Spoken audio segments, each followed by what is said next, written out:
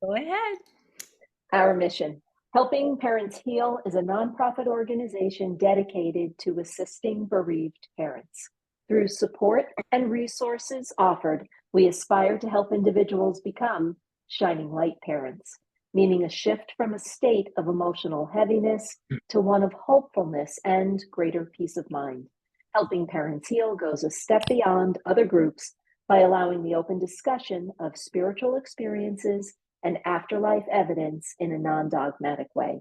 Helping Parents Heal affiliate groups welcome everyone, regardless of religious or non religious background, and encourage open dialogue.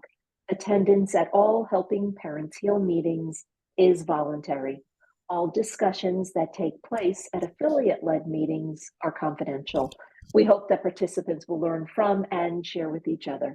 Zoom meetings run by leadership are not confidential. These meetings typically feature guest presenters and are posted on YouTube so that affiliate members worldwide can watch and benefit. Neither type of Helping Parents Heal meeting is designed to replace traditional therapy or spiritual counseling. Helping Parents Heal offers a wide variety of speakers, allowing parents to learn about many possible ways to heal. This includes presenters covering progressive topics such as afterlife evidence and connecting with our children who have passed. The views expressed by our guest speakers may or may not reflect the opinions of Helping Parents Heal leaders and members, so we ask that you take from their presentations whatever may benefit you personally. Welcome, everyone. We're so glad you're here with us this evening, and thank you, Mark, for being here. Yes, thank you, Mark. We are so grateful that you're here. And I'm going to read a very short bio that Mark has sent. And actually, it might be a little old, so you can tell me, Mark, after I've read it. Mark Pitstick, MADC, is a best-selling author, master's clinical psychologist, holistic chiropractic physician, frequent media guest, and webinar workshop teacher. He directs the Soul Phone Foundation and founded Greater Reality Living Groups. His goal is to help you know and show, no matter what is going on around you, that this earthly experience is a totally safe, meaningful, and magnificent adventure amidst forever. You can learn more about him by visiting his website at www.soulproof.com. And before I turn it over to Mark, he will be speaking at our conference. We're very, very excited about that. He's also a huge part of Helping Parents Heal. He's been doing interviews with our affiliate leaders and caring listeners. If you haven't seen these interviews, you have to. They're on our website, on our YouTube channel. It's the first drop down on the menu, affiliate leader and caring listener interviews, and they're just incredible. And again, without further ado, please join me in welcoming Dr. Mark Pitstick. Welcome, Mark. Thank you very much. It's an honor to be here and to help you work through even this one. It's possible. And by the way, please share this information with others you know who had a child who passed by any means, because there's a lot of solid stuff in there. This is a big subject. It's a tough subject. Obviously, I likely will get emotional and get teary, and it's okay if you do. I mean, it's the toughest of the tough, I'll grant you. But even in this, I can see the handiwork of a loving, caring creator. And there is sense to this, but you have to look at life through more than a little pinhole. I've worked in the area of suicide prevention and education since 1976 when I was in theology school. So I have lots of experience with it. It's one of my deepest callings. And my evidence for the statements I'll make tonight come from a number of sources. First of all, the near-death experience literature, from Michael Newton's work, The Life Between Lives sessions, from some work of evidential mediums, from philosophical and open-hearted, open-minded religions and spiritual wisdom sources. The agenda is that the name of this is 10 Things You Must Know If Your Child Passes by Suicide. And I will cover 5 of those first, then we'll take a Q&A break, and I'll cover 5 more, and then you can ask more questions. And I hope you will. I know it's a tough subject. Some parents kind of clam up, they don't want to talk about it, or it's just so devastating, but that's not a path to healing. So let's talk about it. We're all family here. So first of all, I'm very sorry for your pain and suffering. I know firsthand, having worked with so many people, what it's like. Typical reactions are just total hopelessness, shock, blaming oneself. I should have done this, I could have done that. Anger toward the child, anger toward God, anger toward life. And then the person feels even worse, like, how can I feel anger at my child? But it's okay to have all these opposing emotions. This isn't a time when everything is black and white. So you can feel total sadness and also feel anger and blame. And it's just such a mishmash that most people don't know what to do with it. And some are incapacitated. I mean, I've worked with people who were in their 70s and they were just chronically depressed and devastated. And when I took their history, they had a child who'd passed decades before and they never came out of it, but they also never worked on it. So my point to you is there are good solutions for this, and you're not alone, and we've got the resources here to help you through this. So let's make it happen. You can heal, believe it or not, depending on what stage of this journey you're on, you can heal and possibly transform yourself. You can find the silver linings, the blessings, and you can learn new, updated, accurate information versus what you may have been taught and when you're young, like suicide's a one-way ticket to hell and baloney like that. So my goal is to help you have more peace and joy and even acceptance from this. Now, let's see. I've got some notes here so I remember everything. I have an article at soulproof.com, article number 4.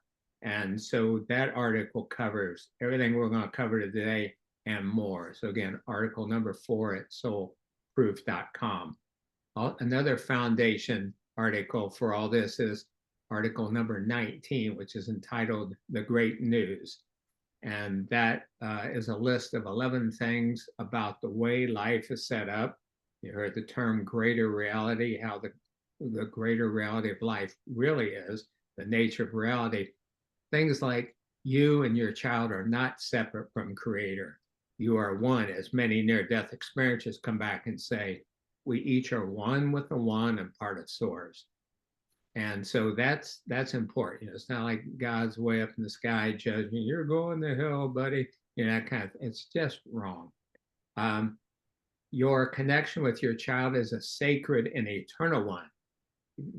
While you played the mother or father and you had this child, it's very helpful to step back a few steps and realize you're all eternal souls. In fact, there's good evidence that only about 25% of each of your energy, your life force, your essence, was involved in this earthly experience. So it's not even all of your child's energy was here and then moved on. And the same way with yours. So again, it helps to remember who you really are, your true nature with this. Also, that this earthly experience, even if you lived 100 years, is a blink of an eye in the span of eternity. Forever's, no beginning, no end. So, you could suffer for a long time saying, well, he was only 20 or only 15 or whatever. But again, our time on earth is a very short period of time amidst eternity. So with that, we'll get started. I'm going to mention some books and some audio programs. They're very inexpensive. Most of them are $15. However, if you can't afford them, let me know. Email me, mark@soulproof.com, and we'll send you free digital copies. So I'm not doing advertisements. What I want to do is get you resources so you can make change. You have what you need to get through this. All right, first thing you need to know, suicide is not an unforgivable sin. I went to theology school in part to answer questions I had since I was a little kid. Things that make sense. Like you say, okay, God is a God of unfathomable love. And yet, if you do certain things or don't believe a certain way, you'll burn in hell forever. And I was like, what? This is making me crazy. Even when I was 10, like, who made that up? That's obviously a bunch of bull.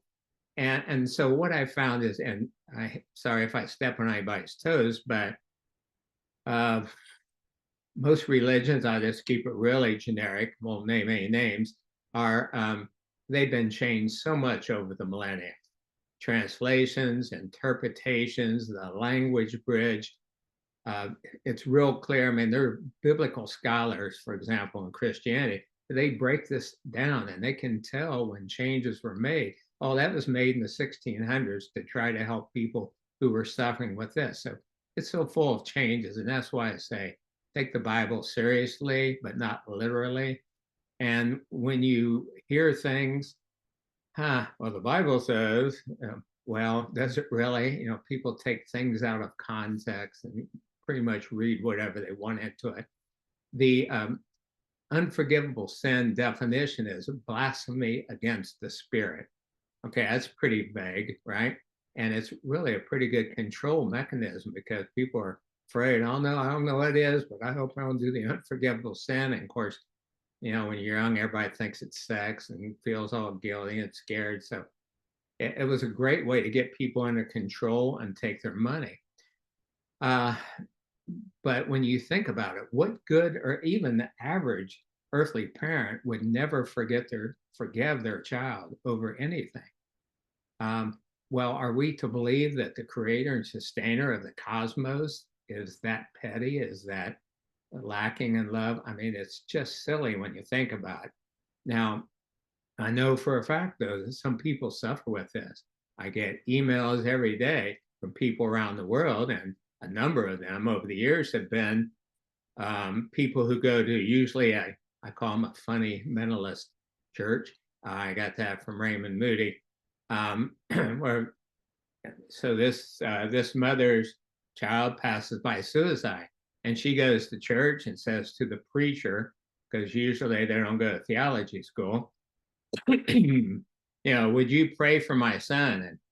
And the preacher told her, no sense. He's in hell now, and he's going to be there for eternity.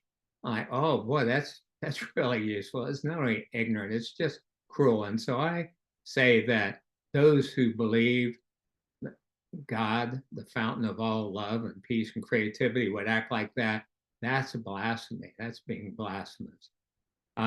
So if you want to learn more about my understandings of God, I see article number 13 at soulproof.com. What is God really like? Also, I wrote a book called The 11 Questions. And if you visit soulproof.com, in the upper right, it says radio shows. And so there are a number of radio shows, interviews I did with people like Raymond Moody, Carolyn Mace, Anita Morjani, Gary Schwartz, and others. And I asked them all the same questions. One was, what do you think happens to the souls of people who choose suicide? And so there's some wonderful answers from all these great minds, experts in consciousness and afterlife.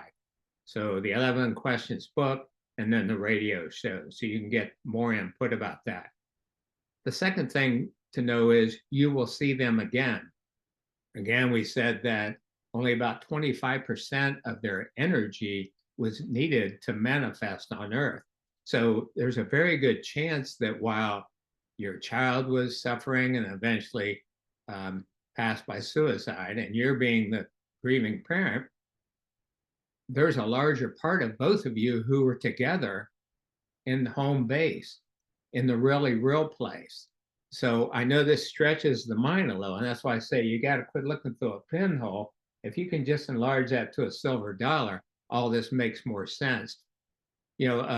Einstein said that we suffer from optical delusions, and that's really true. You hear sayings like, there's more to life than meets the eye. So these old sayings address this, that our senses are very poor perceivers and reporters of reality. And it turns out that our five senses actually detect much less than 1% of reality.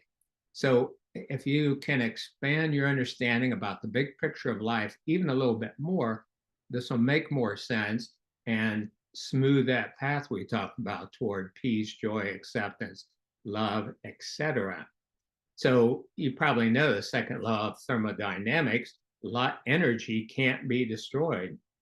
It can only change form. So the energy that manifested as your child, it didn't die, it wasn't destroyed, it just went somewhere else. It is manifesting in a different way.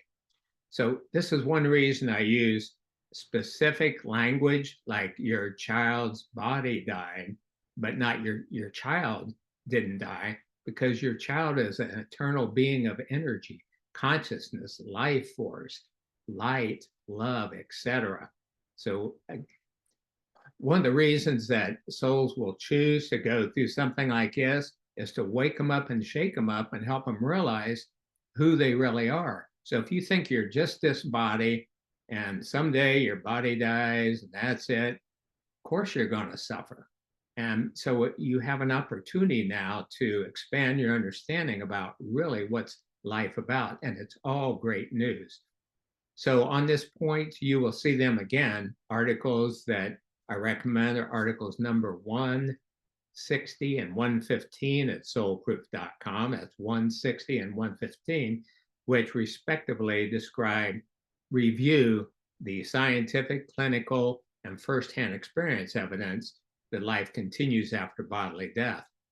Also, article number 15, which is called The Nature of Humans, what I just covered, that we're much more than this body, even though it seems like this is all we are. So the next thing is you can have a reunion with them. You certainly can when you pass on, but you don't have to wait until then. You can have input from evidential mediums. You may have a spontaneous after-death communication, and that's described in article number 28. You could have a facilitated after-death contact, which is a technique I put together, and it's described in article number 9. There's the induced ADC technique, Alan Botkin, which is excellent. Raymond Moody put together what's called mirror gazing, which is a way that ancient Greeks communicated with their loved ones and could see them vaguely. And then there's future technology on the forefront that will allow even better contact. So this is all hopeful and important to know. Number 3 is to know that your child did not, and does not receive external judgment or punishment. Those are human traits that are wrongly attributed to God, angels, and other higher beings who totally understand, and love. If you read A Course in Miracles, one of my favorite statements is, God doesn't forgive because she never condemned in the first place. You know, right? Put that up on a sign and read it every day till it's burned into your brain. So we are told, God, what did I used to hear when I was young? Suicide is a slap in the face to God. And I'm like, well, let's break this down. First of all, does God really have a face that can be slapped, and can we really slap the creator and sustainer of all life? So it's just so silly. And again, what we do is called anthropomorphizing, where we put human traits on the ground of all being. So just throw all that, Thomas Jefferson said that truth is hidden in most scriptures like diamonds in a dunghill. So trust your inner heart. I mean, you probably, when you were a kid, you went to church, you're like, that's not true. God of love wouldn't act like that. So continue to use that discernment, and certainly don't let old ignorant teachings affect you now and upset you now because they're just wrong. They were, and this is one of the reasons why I'm so honored to help this way, to help balance a bit these crazy conservative and fundamentalist preachers who are just sharing teachings from the Dark Ages, which is also the Middle Ages, the 1400s and the 1500s, or even before. Upon what topic do we still believe 700 years later? Oh, yes, that's the way it is. But in religion, they often do. When I was in theology school, I did a survey of the different denominations, the primary ones. And I said, well, what does your church believe about hell? And they said, well, we believe that that's a place for the unrepentant and they may live there forever. And I said, well, I know that's what they believe. And I said, well, how long has this doctrine been in place? Since 1495, when our church was formed. I said, okay, well, that's what they believed in 1495. What do they believe now? And there was a silence. They said, well, those are our holy doctrines. We still adhere to them. And I'm like, okay, thanks for nothing. But anyway, that's just the way it is. So think for yourself. Have your personal relationship with God. Next, know number 4, that your child was lovingly tended to after his or her passing. We have beautiful firsthand descriptions that, especially, for someone to choose. First of all, it's very common for people to think about suicide one or more times in their life. But to actually take that step, it's a big step. So someone has to be very much in physical or mental pain and anguish, or they have to be really imbalanced, or they just have to be, they can't handle it anymore. Well, Creator and what I call higher energy assistants understand this, and it's such a beautiful setup. Sometimes a soul will be so debilitated that they can't even be around somebody else for a while. So they're attended to by angels. They are surrounded by puppies, kittens, and fawns. And when I read that, I just cried my eyes out. And I thought, finally, something that makes sense. Of course, that's what would happen in a loving universe. They receive healing showers. They get extra rest. They get rehabilitation, counseling, and meetings with their soul group and with their guides. All of this before they can enter the mainstream. So, they get to build up their strength. They get to work through this. They get to heal before then they get about the business of life. So you can be sure of that, and not worry that they were alone, or they're being punished or being neglected. That's the furthest from the truth. So one article you may want to read about that is article number 107. It's called "What is the Afterlife Like?" By the way, remember the title of the article about what is God really like? I say like because humans can't totally understand infinite things, cosmic topics. Hindus said that anything we say about the true nature of reality and Creator is going to be wrong, or it'll be at least short-sighted. They say it's ineffable, that you can't really speak about those high levels. But we have some good ideas how it works, so keep that in mind. The last one before I'm ready for some questions, number 5, know that they really didn't want to hurt you or anyone. I'll bet you most of us at one point or another in our lives, I know I have said or done hurtful things. But fortunately, I was able then later to apologize and make up for it. Well, when someone says or does hurtful things and goes ahead with suicide, then you didn't have a chance at that healing. And people can carry that weight on their shoulders in the rest of their life. If only I would have said this, or if I hadn't said that. Or they really internalize those hurtful things. They were just lashing out. They were in pain. When a person is mean and acting out, that's a reflection of their inner pain. So I hope you don't take it personally. Certainly don't continue to focus on that. That's one thing about humans. We could have 99 wonderful interaction with somebody, but there's one bad one. We tend to remember that bad one. So please free yourself from that and let that one go.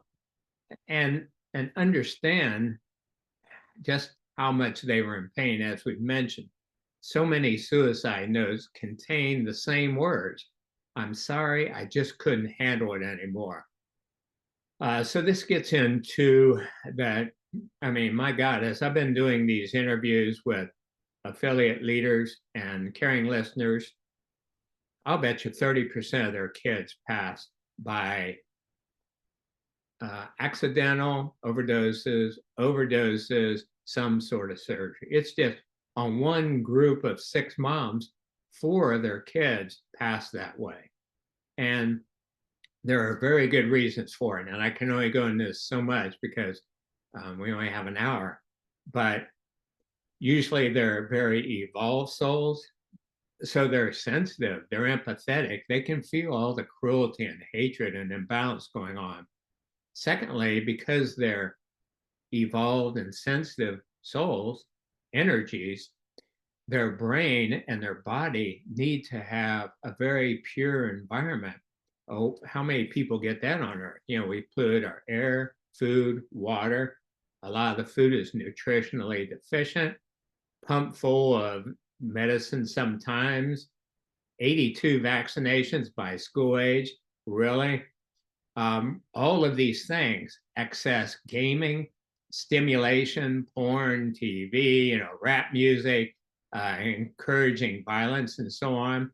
And the other thing is the shortfall of religion to do a good job to teach about the meaning of life and the nature of life and creator and so on. So they may not get that anywhere and they're searching. So bottom line, oftentimes they'll try to numb out, they'll try to self-medicate, and then, you know, it's just a short cut toward passing on from it. Doesn't mean they necessarily they wanted to die. It's this, they wanted to stop the pain. So that's a lot right there. Let's go ahead with questions, please. And you can bet if you have one, others will as well. I prefer that you appear and so I can hear and see you. But if you're not comfortable with that, chap it in. Type it in the chat box. Also known as chapping in. Annie, first. We have a question actually in the chat box, but it's a direct message to me. And she's asking if accidental overdose is considered suicide or not. So maybe you could address that, Mark, just say something about that. Yeah, it's a fine line, isn't it? I mean, sometimes kids will rehab and be clean. I mean, one of the moms recently, I think her child was clean for a couple years and then things got really tough. So he used some drugs and it was about the same amount he used to take when he was an addict. But because of his tolerance, it was enough to kill his body. So was that, you know, accidental? The bottom line is it doesn't matter. You know, people can stress out, was it purposeful? Was it accidental? It doesn't matter. Bottom line is it was their ticket back home. Okay, great. And I know that Annie is unmuted. She has a question as well, and she's one of our affiliate or one of our points of contact in the UK. So Annie, would you like to go ahead and ask your question? Thank you. I'm just catching my breath, Mark. My heart's pounding. There's a very silent narrative around suicide. And when your child dies by suicide, there's a tremendous amount of stigma, sadly. And one of the things that I'm trying to manage is the term committed suicide. Thank you. In the UK, we use the term died by suicide. And yet on films and in novels, I still come across the term committed suicide, and I sort of call it out in the gentlest way I possibly can. Good. But I Annie? wonder if you could give me any tips. Oh, sure. I started changing that language a long time ago, and I think it takes all of us who are awakened to that point. I mean, we say committed a crime, a committed burglary. It should not be commit suicide. It's not that they committed a crime. It's all the things I mentioned. They were just so imbalanced and or in pain. They chose that. And also, same way with kill himself. No, he didn't kill himself. You couldn't kill yourself if you tried. Might have killed this body, but he didn't kill himself or herself. So yeah, conscious language is really an important point, and I applaud helping parents heal and taking a lead on that. And it's going to spread as more of a share. So did you have a specific question about that, Annie, or was that it? It was really, how when you're emotionally involved, how it was that. How can you help people to grow and inform them about suicide when you feel hurt by what they're saying? Well, one thing you can do is steer them toward my article, number 4 at soulproof.com. The other thing is, if you're talking with someone that's open-minded, then perhaps share. I used to use that term too, whatever words make sense for you. Now I say he passed on by suicide. 6 ways a person could pass on: murder, accident, illness, suicide, unnatural causes, and maybe there's only 5. So just say it. We choose not to use the word commit, because usually that word is like, commit them to an insane asylum. Many other uses of the word commit have a negative connotation. Thanks very much for sharing, Annie. Great points. God bless. Thank you, bless. Annie. And we have a question actually that is coming from a direct message to me. And she's saying one doctor that helps with anxiety recently said to her, no one should pass of suicide. I guess that she's wanting to have you address that, Mark, and just let her know what you think of this opinion that no one should pass of suicide. Well, I don't know the context. I mean, no one should hurt each other. No one should pass gas in public. I mean, there's a whole list of what no one should in an ideal world. But the truth is that we have created an environment where our sensitive children are screaming at us, this isn't working. My brain is out of kilter. Maybe some of you are old enough to remember when coal miners used to carry canaries down in a cage into the coal mine. And when the canary keeled over, they knew that the air quality was poor enough, it was time for them to get out. Well, I see these children who are acting out in various ways. And then, for example, one of the ultimates choosing suicide as yelling out for help. They're saying something isn't right and we need to change it, and we need all hands on deck. So if all of us do what we can, that's a big start. It's a beautiful answer. I love that.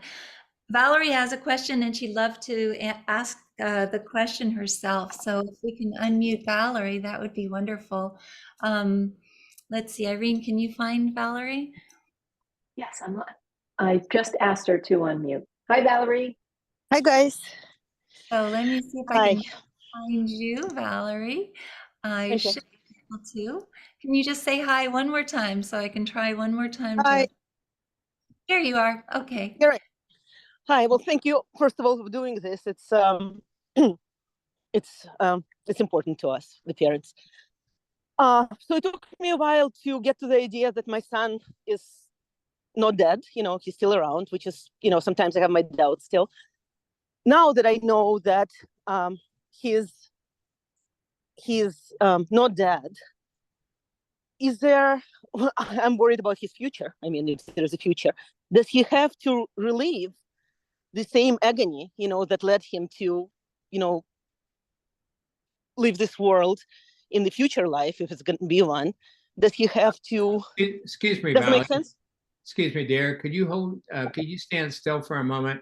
Yeah, I'm sorry. I have a dog with me, so yeah. I'm half deaf and I'm getting distracted away from your voice. So you said now that you know your son isn't really dead. And Yes. So my question is he, when he's going to come around again, if he will, does he have to relieve the same agony of his, that led to his passing this time around? Will he have to, you say? Will he have to? What is the chance? I mean, nobody knows an answer to that probably, but, speculating, what's going to happen next? Yeah, actually, we have some pretty good information on that from the sources I mentioned earlier. And the answer is we always have a choice. So it's true that some souls will choose to come back and face the same challenges, but this time have a breakthrough instead of a breakdown. But a soul doesn't have to. They could say, that's just too difficult, or I don't want to do that, or that's not a good use of my energy. So he won't have to, but he might choose to. Okay. Okay. Thank you. Important distinction. Enjoy your walk. Thanks. Valerie. We have other people who are asking questions, and I don't know, Lynn is asking about indigo children. Lynn, did you want to come on, or did you want and maybe speak directly to Mark, or do you want to just have us ask that in the chat box? You can maybe just let us know. So I don't see an answer. Could you just say yes or no, or like yes to coming on, no to not coming on? Let me go ahead and start talking about it. The term indigo children has been used for a few decades, and I read books about that in the 80s. So is that her now, or no, that's somebody new? So that's what I was mentioning before, that, well, people like Edgar Cayce, for example, said that starting after my generation, most of the children who came in were highly evolved souls. And the plan was to help reach a tipping point on Earth, because you realize what happens on our planet affects other places as well. It's not just about us. So this is one reason why these children are sensitive, evolved, and need optimal living conditions and teachings and somebody to tell them the truth. I mean, my daughters are just livid at what passes for leadership in the US, for example. They are just so angry at the BS, and that could be either party. And at some point, they don't want anything to do with it. Well, we need to do better than that, and across the board for these youngsters who bring so much promise, but also need optimal conditions to share their greatest gifts. Otherwise, they can spin out of control. Well, good. That's wonderful. And I think that all of us consider our kids to be indigo children, those who have transitioned too early. And we have other questions as well. Kim Woodruff is asking, I'm in the medical profession. My colleagues in other fields say the same things. So I'm not sure, Kim, if you're referencing, because this was obviously not talking about indigo children. Kim, I've asked you to unmute, so you can go ahead and unmute if you'd like to. Yeah, you do have your hand up. Go ahead. Oh, okay. I mean, I'm just saying, when the other mother had said that her psychologist or counselor said that, grief person said that suicide shouldn't happen.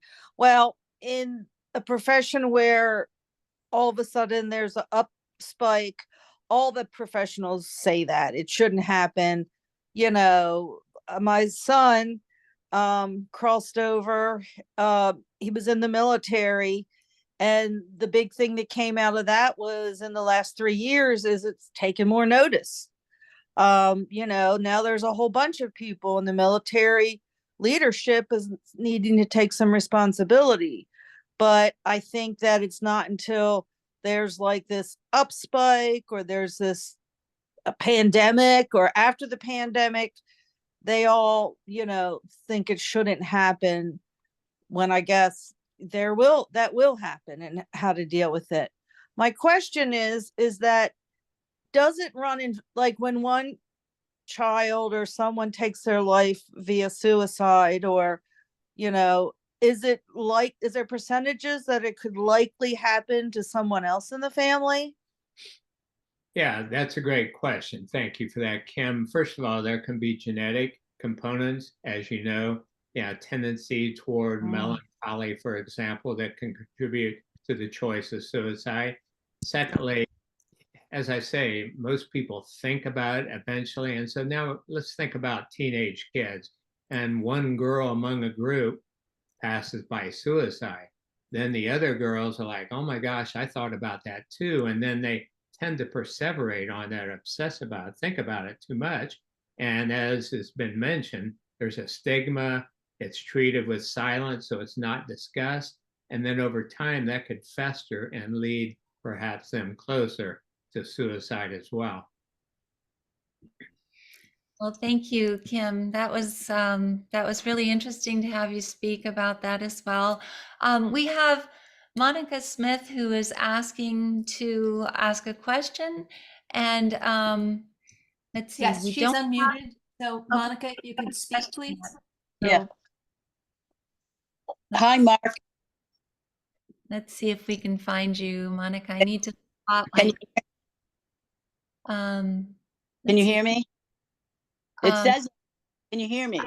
I can hear you. Yes, let me put the spotlight on you. There we go. So it does get complicated. Every question is wonderful. Mine's threefold, or maybe even four, but I'm the one about the doctor. I went for anxiety and shared Jason's situation. He's the one that told me. I was shocked at his opinion and frustrated. What he said, that nobody should commit suicide, but also my friend, it's kind of all related to all what we're talking. She said, I wonder where Jason's soul went. I didn't know how to respond. And last weekend I did a Reiki, and this was the worst thing. The Reiki was wonderful, but the woman kept talking about her daughter, the presenter, that she tried to commit suicide, and she's surviving now. It made me feel so bad. Sure. And what I went through, but that was the worst experience. And now she wants a review of the Reiki. And it's like, help. I'm slow thinker. When all these happen, I don't know what to say to the people. And they don't have sensitivity to say this stuff. Yeah. It's like, Well, great points. Let me respond thus far, and if you have anything else. So the first thing is, where did the soul go? It went back home. okay. Actually, we never leave there. It's more a matter of awakening to how life is versus going somewhere. But yeah, he's with God. He's at peace. He's surrounded by his loved ones, And so not struggling. We have said that suicide is often met with silence and stigma, but it's up to all of us involved in this to speak up and out. So, for example, yes, how unsensitive and how unprofessional of your Reiki practitioner to tell you about her daughter who didn't choose suicide when your child did. And But so Mark kept going on in too much detail. How she helped her, and I felt so bad. My son didn't want help. And he's describing ER and knife, and it's like, that was and especially, Monica, to lay that on you when you're open, when you have energy healing, you're open. So vulnerable. So I would give her feedback, because that could be a point but for I her. know what lay it. She's from Brazil. It doesn't matter. Everything was kudos except for that. Yeah. Well, so how in a professional manner if you were me. Yeah, just share it with love. Get rid of Yeah. you can get rid of your anger. You understand how like scream in a pillow or hit a couch with a wiffle ball bat. Get the anger out and then share with her with love so that she gets it. Okay. It's the 100. Verbal, 1-to-1 or in words, typing. Well, whatever seems right to you. Yeah. And was there an additional question there, dear one? Well, the fourth one about the siblings, I think it is a little bit genetic. And my son is 33. He doesn't talk about his brother, losing his brother. He's busy. That is hard. Should I not talk about it? I don't want to be like that woman talking about it and he rolling his eyes. It is so hard, this path. I understand. It is so hard. Yeah, you can ask, would you like to talk about it? And just say some people want to talk about it, but they don't know how. I'm open to talking about it. You can mention the articles about it and just start a gentle dialogue and see where it goes. All right. Thank you for every word. You are so brilliant. Well, I don't know about that, but this is my job. When I do my job, I'm happy. When I don't, Creator gets on me, so I just do it. I think I'm just a kind of a spokesperson for a lot of angels and guides and so on. When in the past, numerous times, psychics and so on will see me and they say, wow, you travel with an army.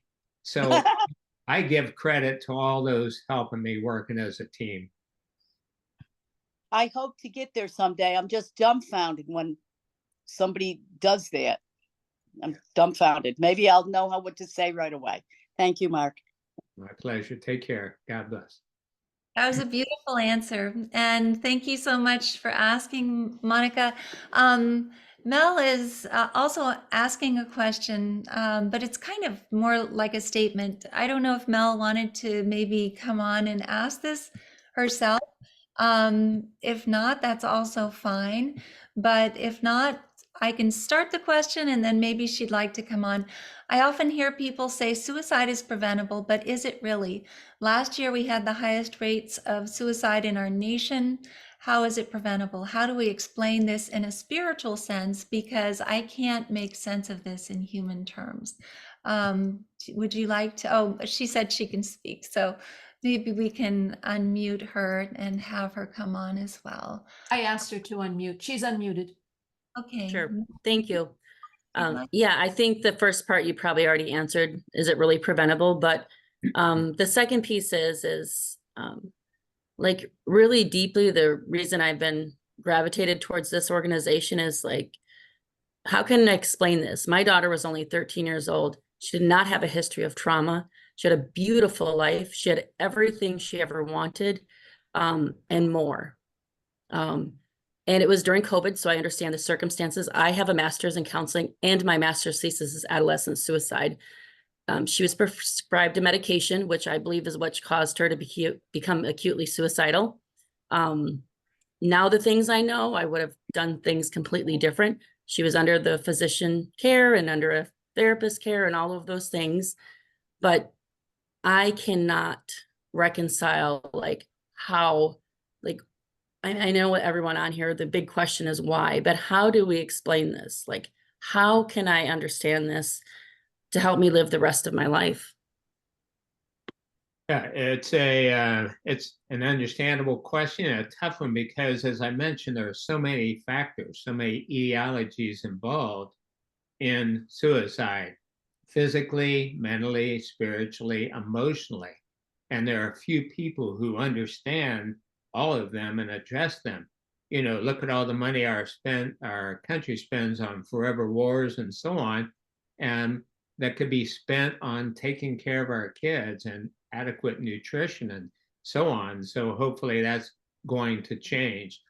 For yourself, and especially with your profession, I feel that the primary thing you need to do is forgive yourself and release that deep, deep guilt and self-blame. And the most powerful way I know to do that, or one, is the holistic breathing technique. and perhaps Elizabeth or Irene will share where you can find that. That's on the HPH site. So there you can use that and other cathartic methods to get rid of that, because of course you feel the rage. So do that first, and then if you really want to make a difference in her name, then you can learn more about all the different factors. If we get to those, I'll share. But in my book, Radiant Wellness, which is under shop at soulproof.com, and also Dr. Schwartz and I discussed in our book, Greater Reality Living, the long list of factors that contribute to this. And of course, the solutions are addressing each one of those factors. As you mentioned, traditional medical care sometimes falls short. It's wonderful for crises, emergencies. If I get my arm cut off, I'm going to the hospital for something like teenage depression. I think they're clueless. And then, of course, they come in with drugs, and drugs that have a black box warning. This could increase suicidal ideation or behavior. And so I've seen it numerous times as well. So another big thing here is to look more at the big picture. Remember, she was the eternal soul. She may have volunteered out of love. In other words, she could be, you realize that not all humans are just humans. So they could be guides or angels also. So she literally could have been an angel who came here for a while, out of love, went through that. Look at the impact her life and passing has made on you and others. She was glad to do it because it probably took about 5% of her total energy to do that. And you were willing to potentially go through this because you're a loving and high soul. And so the more you can look at that big picture and say, okay, I went through the pain, I'm going to find the blessings, and I'm going to share them with everybody I can. And then that's how you find the victory and the peace amidst this. Feel free, by the way, all of you, to email me personally. I know this sounds crazy, but I have templates for almost every, keep in mind, I've been working in healthcare fields now for 50 years. I started when I was 19 in hospitals. So email me, mark@soulproof.com, with your specific questions and needs and problems, and I'll give you a short, to the point, read this article, use this technique, read this book, but a personalized program for you that will help you. And then I say, let me know how you're doing 60 to 90 days, and then we'll go from there. I really am, and I do that at no charge. So I know, call me crazy. Well, thank you, Thank Mark. you. Thank you, All right. Mel. Lots of people in the chat box are thanking you, Mel, as well, because of the great question that you had. I think that, and so many people are saying my daughter was 13 as well, and things like that. So maybe we can go on with the 5 other points, because it looks like we've kind of covered the questions that we had. Well, if this is an hour class, I can't do 5 in 4 minutes. So I am glad to schedule a part 2 and part 3, because I was saying in the beginning, this is such a huge.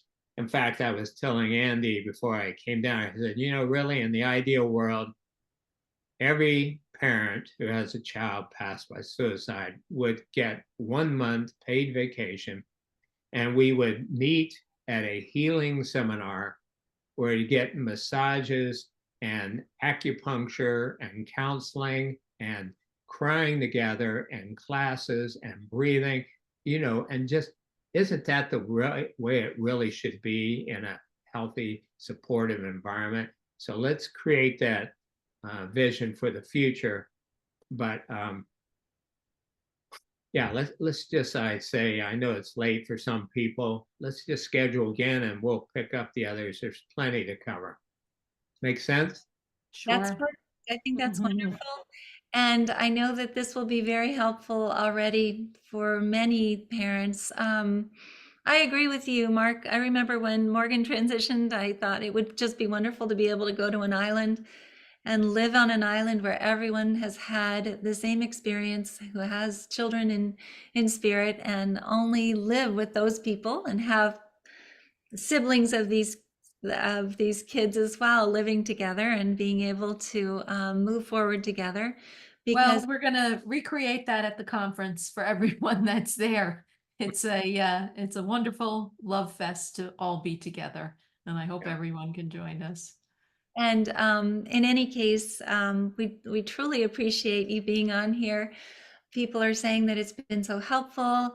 Everyone's saying thank you in the chat box. So we're going to go ahead and unmute everyone so that people can say thank you and good evening, and then pick up on another day. We don't know yet what day that will be, but we'll definitely do this again. And Thank you, One Mark. more, Yes. Thank you quick so thing. much. Thank you. One more Thank thing. you. Remember, folks, that soulproof.com, 121 free articles now, free newsletters, free radio shows. And then if you need help with the books and audio products, let me know, email me. And if I can't help you, I'll call in team members, but we're here for you. You don't have to do this alone, and we're going to help you get through this. You can do it. Take care. Thank you. Thank you so much. Good night. Thank you, everybody. Good night. Thank you, Mark. Thank you. Thank you. Thank you so much. Thank you. Thank you. Um,